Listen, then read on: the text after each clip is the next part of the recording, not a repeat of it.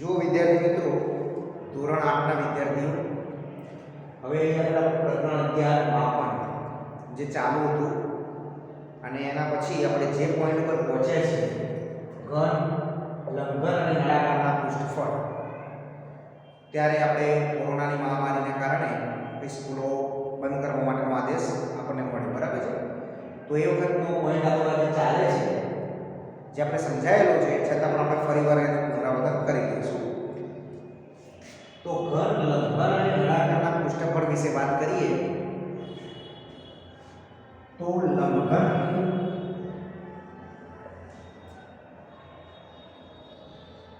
પૃષ્ઠફળ લંબઘન અને સમઘન બંનેનું આપણે પૃષ્ઠફળ જોવાનું છે.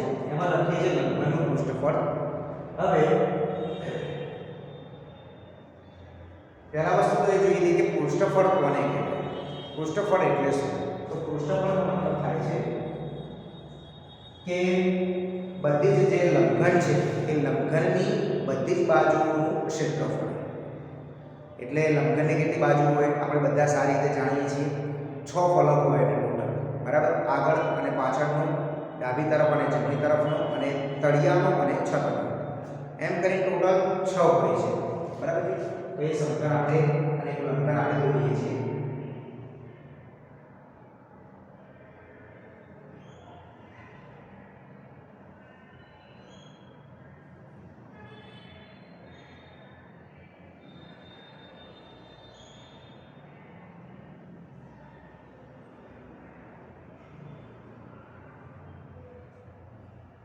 આ એક લંબઘન આપણને બોક્સ બતાવ્યું છે, બરાબર છે? હવે એનું પૃષ્ઠફળ એટલે કુલ ક્ષેત્રફળ. તો કુલ ક્ષેત્રફળ આપણે શોધવું છે. તો હવે આને આપણે લંબાઈ એટલે L કહીશું, આ જે છે એને પહોળાઈ એટલે B કહીશું, અને આ ભાગ જે છે એ ઊંચાઈ છે એટલે આપણે H કહીશું. તો L B H એ પ્રમાણે આને બાજુ હોય છે, બરાબર છે? તો લંબઘનનું પૃષ્ઠફળ અને પાર્શ્વ પૃષ્ઠફળ બે આવશે. તો આપણે પહેલા જોઈએ તો લંબઘનનું પૃષ્ઠફળ.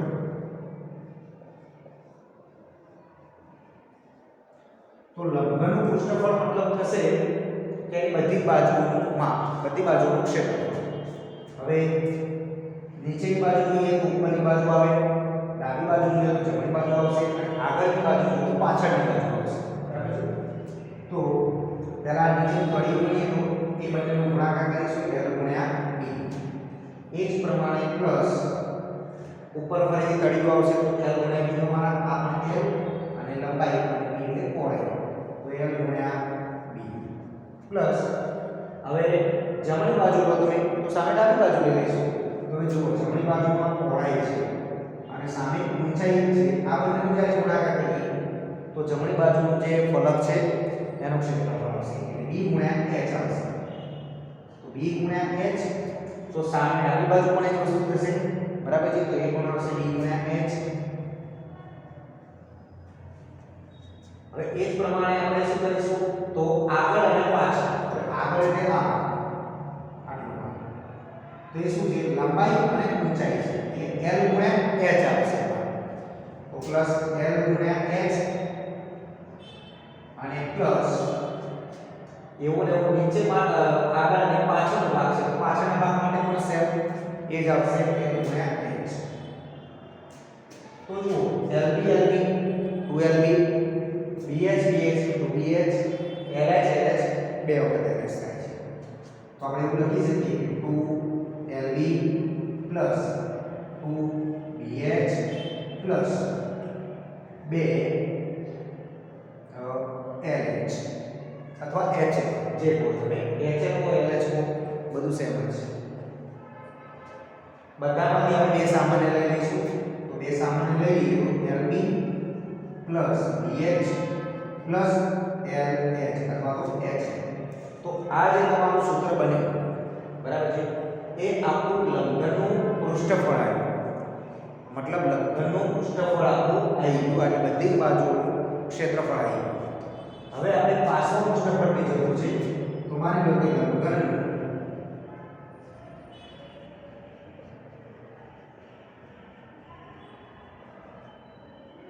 તો લંબઘનનું પાર્શ્વ પૃષ્ઠફળ જો પાર્શ્વ પૃષ્ઠફળમાં તળિયું લઈ લેવાનું અને છત લઈ લેવાનું. તો આની અંદર આપણે LB એટલે 2LB આપણે જે છે એ લેવાશે નહીં. બરાબર છે? એટલે કેટલી વસ્તુ આવશે તો આની અંદર આ નીકળી જશે. બરાબર? આ જે નીચેમાંથી નીકળી જાય BH અને LH રહેશે આની અંદર. તો જુઓ શું થશે 2BH અને પ્લસ 2HH અથવા LH. આ તળિયું છે અને આ ઉપરની છત છે એનું જે ક્ષેત્રફળ છે બાદ થઈ જશે. પાર્શ્વ પૃષ્ઠફળ એટલે ફરતી બધી બાજુઓનું માપ આવશે. તો એની અંદર આપણે આ વસ્તુ કાઢી નાખીએ તો શું બનશે BH અને LH. તો આપણે લખ્યું BH એટલે 2BH અને LH એટલે 2LH અથવા H. બંનેમાંથી બે કોમન નીકળે છે, બે કોમન કાઢી નાખીએ અને H પણ કોમન નીકળે છે. તો બંનેમાં H છે તો એ પણ આપણે સામાન્ય લઈ લઈએ. તો શું કૌંસની અંદર શું રહેશે આમાંથી? તો આમાંથી રહેશે B અને પ્લસ આની અંદર શું રહેશે તો L. તો BL. તો 2H કૌંસમાં B પ્લસ L. આ પ્રમાણેનું જે સૂત્ર આવ્યું એ પાર્શ્વ પૃષ્ઠફળનું સૂત્ર મળે છે આપણને.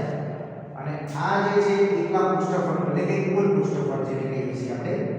એટલે પરીક્ષામાં આપણને પૃષ્ઠફળ શોધવાનું કે લંબઘન આકૃતિ તો ઉપરવાળા સૂત્રનો આપણે ઉપયોગ કરીશું. અને પાર્શ્વ પૃષ્ઠફળ શોધવાનું કે તો આપણે આ પ્રમાણે 2H કૌંસમાં B પ્લસ L આ નીચેવાળા સૂત્રનો આપણે ઉપયોગ કરવાનો રહેશે. બરાબર છે? દરેક વિદ્યાર્થી મિત્રોને ખાસ સૂત્ર કેવી રીતે આવે છે તમારે કોઈ વિદ્યાર્થીને ખ્યાલ ના હોય તો આપણે આ સૂત્રને યાદ રાખી લેવાનું છે, તૈયાર કરી દેવાનું છે.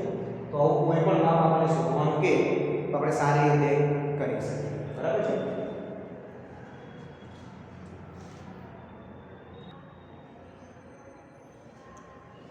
હવે અહીંયા જોઈએ તો આ લંબઘનની વાત કરી, આપણે સમઘનની પણ વાત કરી. તો માની લો કે આ સમઘન છે.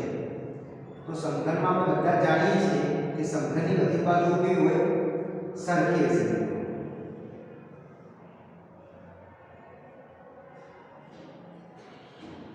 આ સમઘન છે તો સમઘનની બધી જ બાજુઓ સરખામાં હોય.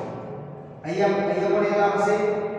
બરાબર છે? લંબાઈમાં પણ L આવશે, પહોળાઈમાં પણ L આવશે અને ઊંચાઈમાં પણ L આવશે. બરાબર છે? તો L આ પ્રમાણેના માપ આવશે. સારું, હવે આગળ લંબઘન તો આપણે સમઘનની પણ વાત કરી લીધી કે સમઘનનું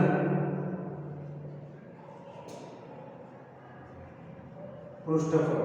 તો સમઘનનું પૃષ્ઠફળ શું થશે? તો બધી બાજુ L ગુણ્યા L પ્લસ ફરીથી L ગુણ્યા L પ્લસ આ બાજુ પણ L ગુણ્યા L થશે. 6 વખત ગુણમાં L થશે અને પ્લસ L ગુણ્યા L પ્લસ L ગુણ્યા L. જો 1 2 3 4 5 અને 6 તો 6 ફલક છે તો 6 ફલકની અંદર L ગુણ્યા L થશે. આ L ગુણ્યા L એટલે L નો વર્ગ, ફરીથી L નો વર્ગ, ફરીથી L નો વર્ગ, L નો વર્ગ, L નો વર્ગ, L નો વર્ગ. એટલે L ની બે ઘાત કેટલી વખત થઈ? 6 વખત થઈ. તો આ સૂત્ર શું થશે? 6L નો વર્ગ. તો આ 6L² એ સમઘનનું પૃષ્ઠફળ છે. હવે પાર્શ્વ પૃષ્ઠફળની વાત કરવી છે તો આપણે ખાલી આ 4 લઈ લેવાનું. બરાબર છે? તો એ લખીએ કે સમઘનનું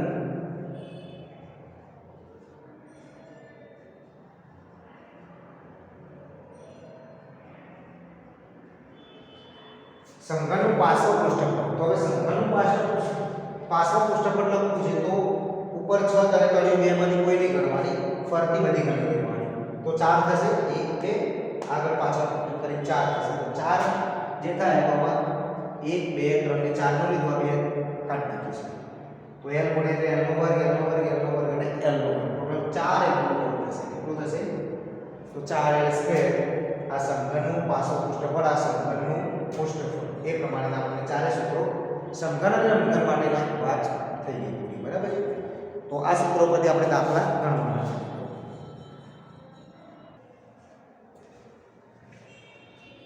હવે આના પરથી એક એક્ઝામ્પલ જોઈએ તો લંબાઈ આપણને આપી છે 6 સેમી, પહોળાઈ આપી છે 4 સેમી અને ઊંચાઈ 2 સેમી હોય તો તેવા બાજુવાળા લંબઘનનું પૃષ્ઠફળ શોધો.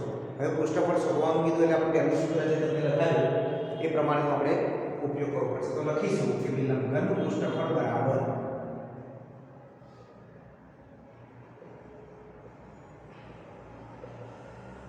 કયું સૂત્ર આવશે? તો 2 કૌંસમાં LB plus BH plus HL બરાબર. આ પ્રમાણેનું આપણે સૂત્ર ઉપયોગ કરીશું કેમ કે કુલ પૃષ્ઠફળ આપણે શોધવાનું છે. તો આપણે 2 ગુણ્યા હવે LB લંબાઈ કેટલી છે 6 પહોળાઈ કેટલી છે 4 તો આપણે લખીશું 6 ગુણ્યા 4 પ્લસ BH તો B કેટલી B એટલે પહોળાઈ અને h એટલે ઊંચાઈ 4 ગુણ્યા 2 4 ગુણ્યા 2 અને HL કેટલું છે તો લંબાઈ 6 અને ઊંચાઈ 2 એટલે HL થઈ ગયા તો 6 ગુણ્યા 2 2 ગુણ્યા કૌંસમાં 6 ચોક 24 પ્લસ 4 દુ 8 અને 6 દુ 12 આનો સરવાળો કરીશું 12 ને 8 20 20 ને 24 કેટલા થશે 44 બરાબર છે. હવે 44 ને આપણે 2 કરી દેવાના તો 44 દુને 88 88 અને પાછા સેન્ટીમીટર એકમ છે તો સેમી સ્ક્વેર ક્ષેત્રફળનો એકમ શું થશે સેમી સ્ક્વેર અથવા તો ચોરસ સેમી તો આ પ્રમાણે આપણે ગણવાનું છે. હવે બીજો દાખલો છે કે 8 સેન્ટીમીટર બાજુવાળા સમઘનનું પાર્શ્વ પૃષ્ઠફળ શોધો. 8 સેન્ટીમીટર બાજુવાળો સમઘન બરાબર છે. તો એની બધી બાજુ કેવી હોય સમઘનની બધી બાજુ એક સમાન હોય છે. તો એના માટેનું પાર્શ્વ પૃષ્ઠફળ આપણે શોધવાનું છે. તો એના માટેનું સૂત્ર પણ આપણે જોયેલું છે. તો લખીશું કે સમઘનનું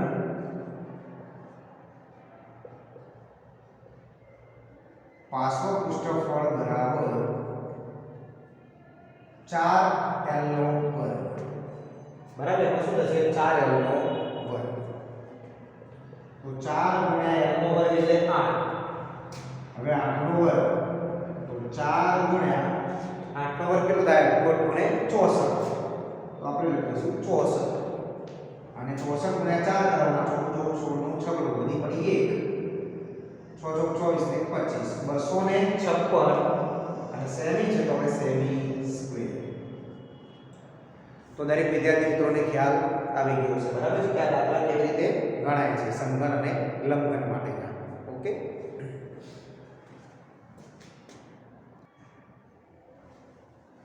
હવે વિદ્યાર્થી મિત્રો બીજી વાત કરીએ. નવો પોઈન્ટ છે આપણા માટે નળાકાર. જેમ આપણે સમઘન અને લંબઘન માટે શોધ્યું એવી જ રીતે આપણે હવે નળાકાર માટે શોધવાનું છે. નળાકાર આપણે બધાએ જોયો છે બરાબર છે. નળાકાર પીક પણ આપણે જોયેલું છે. તો જો અહીંયા આપણે એની રચના બતાવી દઈએ છીએ.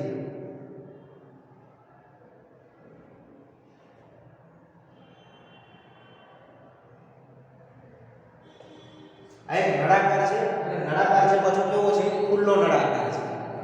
હવે આ નળાકારની આપણે વક્ર સપાટીનું ક્ષેત્રફળ એટલે નળાકારનું પાર્શ્વ પૃષ્ઠફળ જેને કહીએ છીએ નળાકારની વક્ર સપાટીનું ક્ષેત્રફળ. આમાં બે શબ્દો લખેલા આવે કે નળાકારની વક્ર સપાટીનું ક્ષેત્રફળ પૂછ્યું હોય કે નળાકારનું પાર્શ્વ પૃષ્ઠફળ પૂછ્યું હોય તો બંને વસ્તુ કેવી થશે એક સરખી થશે બરાબર છે. તો હવે એના માટેનું શું સૂત્ર છે આપણે ધ્યાનમાં લેવાનું છે.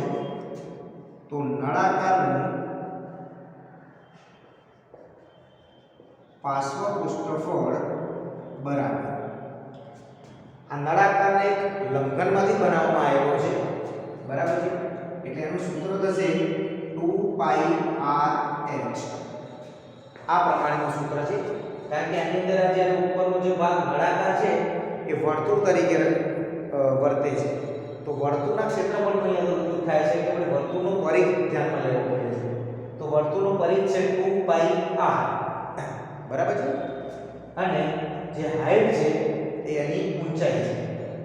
વર્તુળના પરિઘનું સૂત્ર છે 2πr અને ઊંચાઈ જે છે આ હાઈટ છે.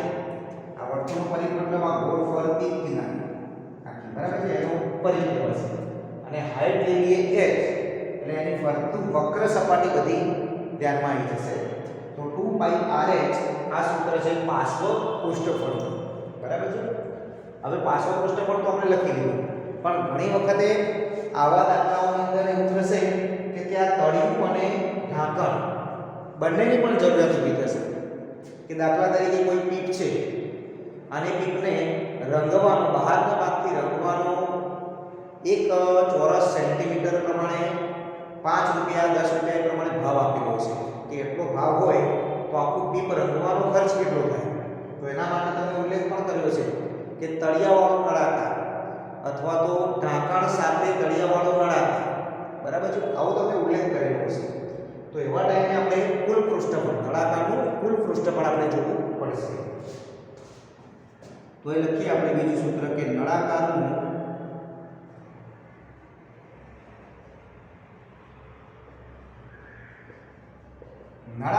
કુલ પૃષ્ઠફળ બરાબર શું થશે તો નળાકારનું કુલ પૃષ્ઠફળ બરાબર તળિયું ઢાંકણ અને વક્ર સપાટી તો વક્ર સપાટી તો આપણે લખીશું વક્ર સપાટીનું ક્ષેત્રફળ પ્લસ બે વર્તુળના ક્ષેત્રફળ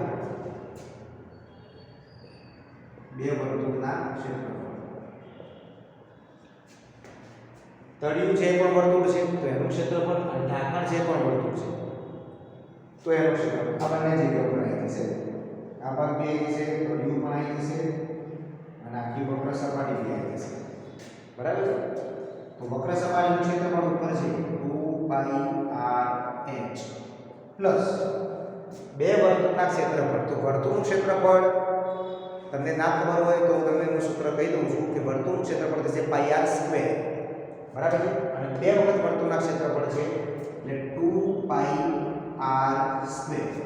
આવું સૂત્ર થશે બરાબર છે હવે જો આની અંદરથી સામાન્ય જે હતું આપણે બહાર કાઢી દઈએ તો આ 2 પાઈ અને આની અંદર r છે ને આની અંદર બે વખત r છે એક વખતનો r છે સામાન્ય આવી જશે તો 2πr આટલું કૌંસમાંથી બહાર આવી જશે અને કૌંસની અંદર રહેશે આમાંથી h અને પ્લસ આમાંથી રહેશે r જ્યાં r શું છે ત્રિજ્યા છે બરાબર છે ત્રિજ્યા તમને આપી દેશે અને ઊંચાઈ પણ આપી દેશે તો એ પ્રમાણે આપણે કુલ પૃષ્ઠફળ આપણે આ સૂત્રની મદદથી શોધી શકીએ છીએ તો આ બંને સૂત્રો પણ આપણે યાદ રાખી લેવાના છે દરેક વિદ્યાર્થી મિત્રો આના પરથી પણ દાખલા ગણવાના આવશે બરાબર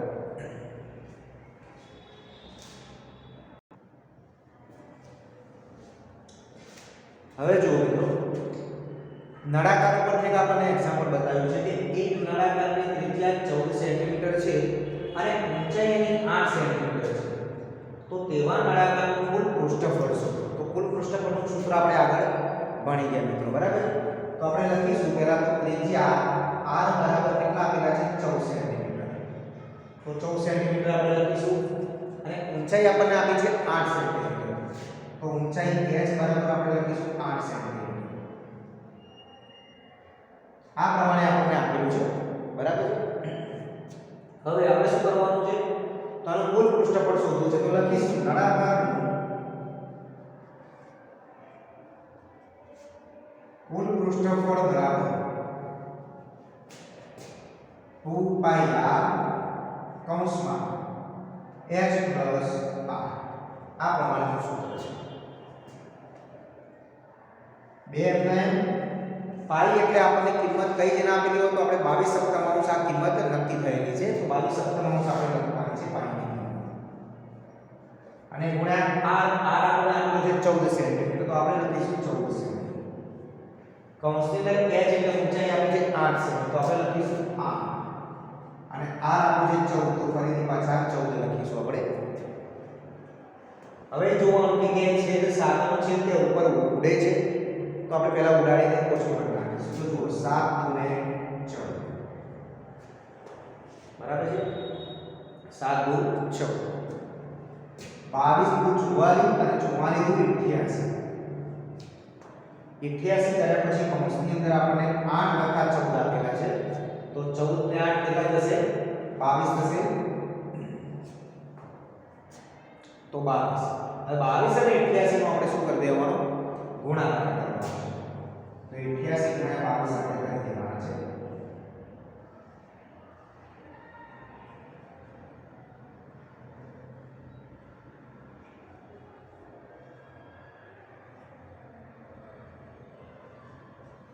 1936 જવાબ આવે છે 1936 પાછળ લખાશે સેમી સ્ક્વેર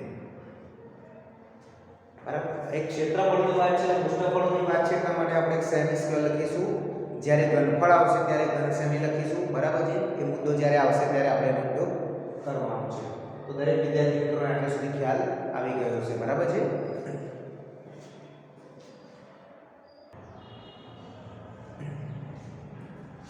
અહીંયા આગળ એક એક્ઝામ્પલ જોઈએ એક લંબઘન આકારના ઓરડાનું અંદરનું માપ 12 મીટર 8 મીટર અને 4 મીટર 12 મીટર લંબાઈ 8 મીટર એની પહોળાઈ અને 4 મીટર ઊંચાઈ છે ઓરડો રંગવાનો ભાવ 5 રૂપિયા પ્રતિ ચોરસ મીટર હોય તો ઓરડાની ચારે દિવાલ રંગવાનો ખર્ચ કેટલો થશે આપણને ઓરડો રંગવાનો છે ઓરડાની ચાર દિવાલો અંદરની રંગવાની છે બરાબર તળિયું તો રંગવાનું હોય નહીં બરાબર છે અને એનો ભાવ આપો છે કે 1 ચોરસ મીટરના 5 રૂપિયા તો ઓરડાની ચાર દિવાલ રંગવાનો ખર્ચ શું થશે અને જો ઓરડાની છતને પણ રંગીએ તો રંગ કરવાનો ખર્ચ કેટલો થશે તો હવે જો મિત્રો અહીંયા આગળ ચારે દિવાલ આપણે રંગવાની હોય તો આપણે પહેલું સૂત્ર લખ્યું કે લંબઘનનું પાર્શ્વ પૃષ્ઠફળ બરાબર છે તો પાર્શ્વ પૃષ્ઠફળનું સૂત્ર શું છે બરાબર છે તો આપણે પહેલા એ લખીશું કે ઓરડાની પહેલા આપણે લખી લઈએ લંબાઈ બરાબર છે લંબાઈ L બરાબર જે આપ્યું છે લખી દઈએ 12 મીટર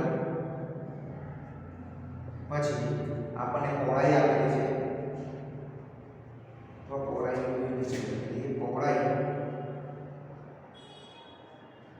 B બરાબર 8 મીટર અને ઊંચાઈ h બરાબર ઊંચાઈ h બરાબર 4 ઊંચાઈ h બરાબર 4 આ પ્રમાણે માપ આપેલું છે આપણે લખીશું કે લંબઘન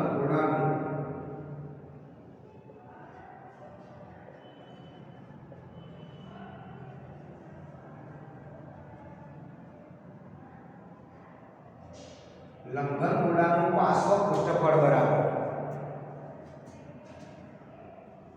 2h કૌંસમાં L plus B અથવા B plus L આ પ્રમાણેનું મિત્રો સૂત્ર આવશે બરાબર છે હવે જુઓ તો આની અંદર આપણે કોઈ રકમો લખવાની છે સૂત્ર હોય આપણી જોડે તો આપણે ગણવાની જરૂર ના પડે કે આ ડાબી બાજુ દીવાલ જમણી બાજુ દીવાલ આગળની દીવાલ પાછળની દીવાલ આ બધું કંઈ ગણવાની જરૂર પડશે નહીં આપણને ખ્યાલ આવી જશે આ સૂત્ર ઉપરથી બરાબર છે તો 2 ગુણ્યા આપણે h એટલે ઊંચાઈ કેટલી આપી છે આપણને 4 ઊંચાઈ લખીશું 4 કૌંસમાં l એટલે આવશે 12 મીટર લંબાઈ અને પહોળાઈ જે b છે 8 આવશે તો આપણે લખીશું ત્યાં 8 4 ગુણ્યા 8 ગુણ્યા આપણે બેનો ગુણાકાર કરીશું કૌંસવાળાનો સરવાળો 12 ને 8 કેટલા થશે 20 તો 8 * 16 160 ચોરસ મીટર અથવા તો મીટર સ્ક્વેર જે લખવું હોય તે તો 160 મીટર સ્ક્વેર આવશે જવાબ અને હવે આપણે આનો ભાવ કાઢવાનો છે બરાબર છે પણ એ પહેલા આપણે જોઈએ તો શું કહે છે અને જો ઓરડાની છતને પણ રંગીએ તો રંગ કરવાનો ખર્ચ કેટલો થશે તો આપણે આનો ખર્ચ કાઢે પછી છતનો ખર્ચ કાઢીએ તો એ ચાલે આને શોધ્યા પછી હવે છતનું ક્ષેત્રફળ કેટલું થાય છે શોધી બે ક્ષેત્રફળ ભેગા કરીને જવાબ લખીએ તો પણ ચાલે બંને રીતે જવાબ આપતો સાચો આવશે પણ આપણે શું થાય પેલામાં બે વખત આપણે ત્રિરાશી એટલે ભેગા ભેગું આપણે છતનું પણ ક્ષેત્રફળ કાઢી દઈશું બરાબર છે હવે ઓરડાની છતનું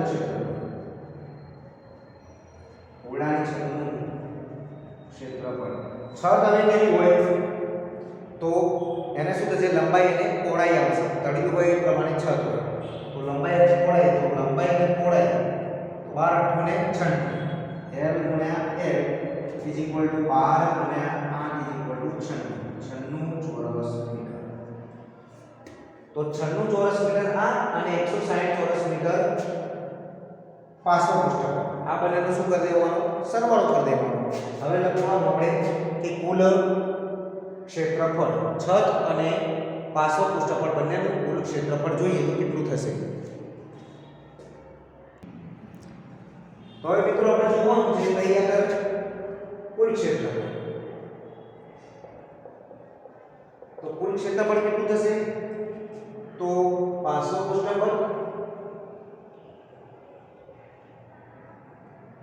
અને પ્લસ છતનું ક્ષેત્રફળ પાછો પૃષ્ઠફળ કેટલું છે 160 ચોરસ મીટર અને છતનું ક્ષેત્રફળ કેટલું આવ્યું તો આપણે 12.96 ચોરસ મીટર તો 160 અને 96 કરીએ તો 6 9 6 15 5 વધી પડી 256 ચોરસ મીટર તો કુલ ક્ષેત્રફળ આવ્યું 256 ચોરસ મીટર ભાવ આપણને શું આપે છે દાખલામાં કે 1 ચોરસ મીટર રંગ કરવાનો ખર્ચ 5 રૂપિયા તો આપણે ત્રિરાશી મૂકીએ 1 ચોરસ મીટર ઓરડો રંગવાનો ખર્ચ બરાબર 5 રૂપિયા તો માટે આપણે કેટલું રંગવાનું છે 256 ચોરસ મીટર જગ્યા રંગવાની છે તો 256 ચોરસ મીટર ઓરડો રંગવાનો ખર્ચ કેટલા રૂપિયા તો આપણે માની લઈશું 256 ગુણ્યા 5 ભાગાકારને એક લખો કે ન લખો કોઈ ફરક પડતો નથી 6 25 ની 0 વધી પડી 3 5 25 26 27 નો આંકડો વધી પડી 2 5 10 10 ને 12 1280 રૂપિયા જેટલો ખર્ચ થશે મિત્રો બરાબર છે કેટલો ખર્ચ થશે 1280 રૂપિયા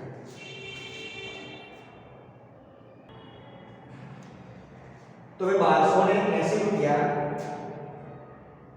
કુલ ખર્ચ થશે તો મિત્રો આ પ્રમાણે આપણે દાખલા ગણવાના થશે આપણે દાખલાની અંદર શું પરિસ્થિતિ આપેલી છે એને ધ્યાનમાં લેવાની છે પહેલા રકમ પેલા હોય તો રકમને બે વખત વાંચી લેવાની સમજી લેવાની આપણને શું પૂછ્યું છે કુલ પૃષ્ઠફળ પૂછ્યું છે કે પાછો પૃષ્ઠફળ પૂછ્યું છે કે એકલી છત પૂછી છે બરાબર છે જે પ્રમાણે આપણને પૂછ્યું હોય એ પ્રમાણેનું સૂત્રનો અહીંયા ઉપયોગ કરીશું અને એ પ્રમાણે આપણે ત્રિરાશી કરીને જવાબ લખીશું જો તમે 160 નો જવાબ આવ્યો પછી સીધી ત્રિરાશી મૂકીને ગણો તો એ ચાલે તો છત માટે પછી અલગથી ત્રિરાશી મૂકવી પડે તમારે બરાબર છે તો બે ત્રિરાશી મૂકવી પડે અને બંનેના જે જવાબ આવ્યા છે એને આપણે શું કરવા પડે સરવાળો કરવો પડે ત્યારે આપણે 1280 જવાબ મળે અને અહીંયા આપણે શું કર્યું કે પાછો પૃષ્ઠફળ શોધી લીધું અને પાછી છત પણ શોધી લીધું તો છત અને પાછો પૃષ્ઠફળ બેનો સરવાળો કરી નાખ્યો ટોટલ આખું છત સાથે એટલે કે તળિયા સિવાયનું